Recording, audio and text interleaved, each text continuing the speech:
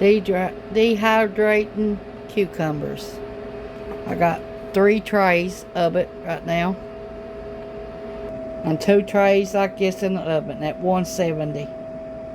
For 4 to 5 hours should be done. Keep turning them every 20 minutes. Okay, here's our chips when they got done. Our cucumber chips we made. We dried them out.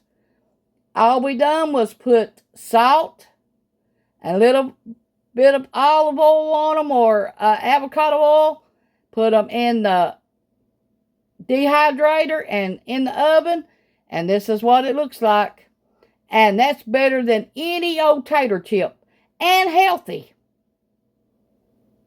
So try this recipe, please.